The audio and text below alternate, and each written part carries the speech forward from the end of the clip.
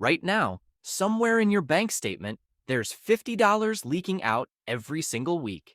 Not on rent, not on anything you'd even remember spending it on. A coffee, a delivery fee, a subscription you forgot to cancel, it's gone before you even register it left. And here's the part that's actually going to annoy you. If you caught that exact same $50 before it disappeared, just once a week, you'd have $2,600 sitting in your account 12 months from now. Same money, same habits. The only difference is where it ends up. So today, I'm going to show you why this one number, $50 a week, quietly beats almost every other savings plan people try. The exact 5-minute setup that makes it basically impossible to fail at, and what happens if you take it one step further. This isn't a cut out your lattes video. This is about why small, boring, automatic moves beat big, dramatic goals almost every time. And I'm going to prove it with someone who did this without even trying. Chapter 1. The math that sneaks up on you. Let's do the simple version first. $50 a week is $7.14 a day.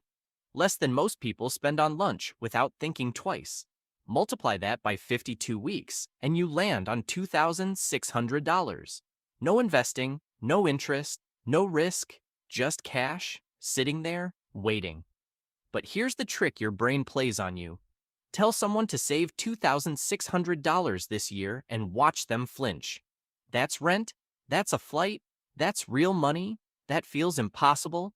Tell that same person to set aside $50 a week, and they'll shrug and say, yeah, I could do that. Same exact number, two completely different reactions. Because your brain doesn't process money in yearly totals, it processes the size of the decision sitting in front of you right now. And $50 a week is small enough that it barely registers as a decision at all. Think of it like the difference between a staircase and a cliff. They can get you to the exact same height. One of them you climb without thinking. The other one, most people never even attempt. Here's why most money goals die by February. You set something big. Save $5,000 this year, and for 2 weeks, you're a machine. Then week 3 hits, your car needs a repair, a friend's birthday comes up, you miss the number, and that's the moment your brain does something brutal. It quietly decides you've already failed. And once you feel like you've failed, quitting altogether feels easier than clawing your way back to a target you already blew past. Small weekly amounts don't give your brain that exit ramp. Miss $50 one week? You're not down $5,000. You're down $50. That's nothing. That's forgivable. You just pick it back up next Friday like nothing happened. This isn't really about willpower.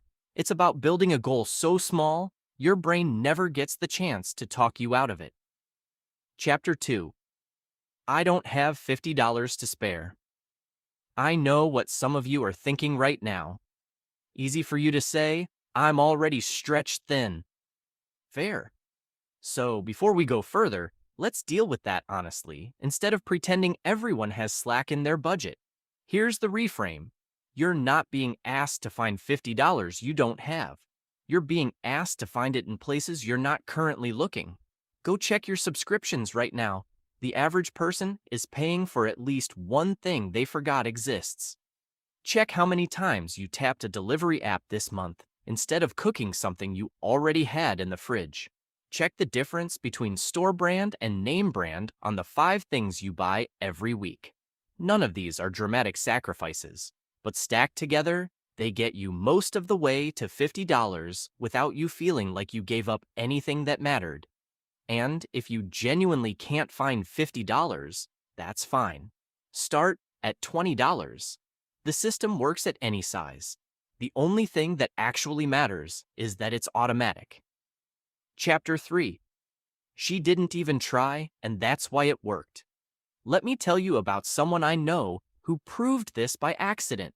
No budgeting app, no spreadsheet, no dramatic New Year's overhaul.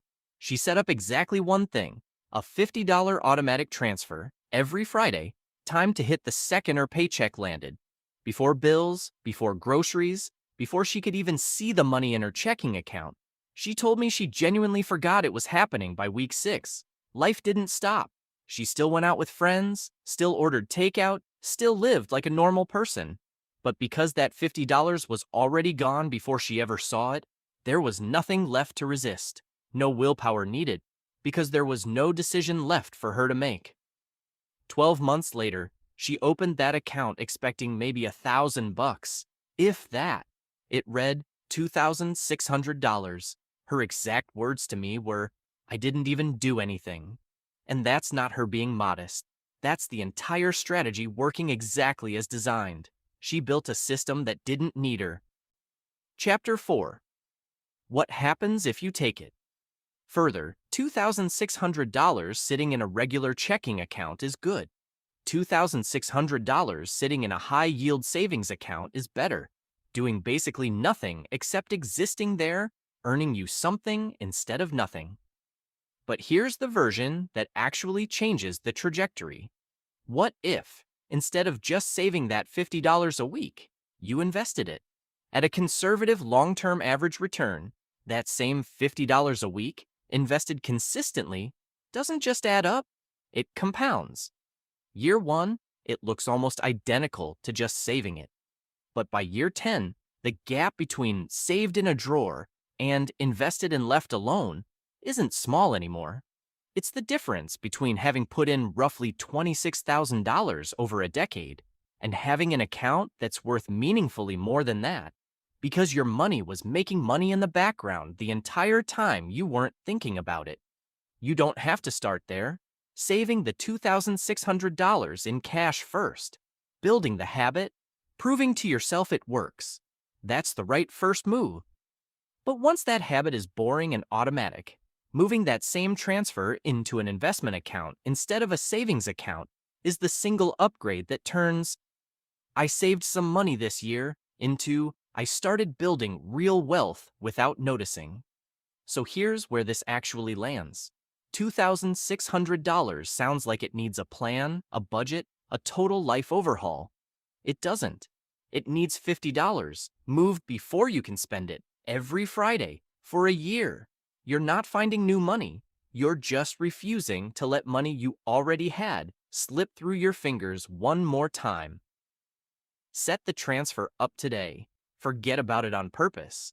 And let next year's you be the one standing there saying, "I didn't even do anything." If this helped, subscribe for more moves like this. And drop the number you're starting at in the comments. I want to see it.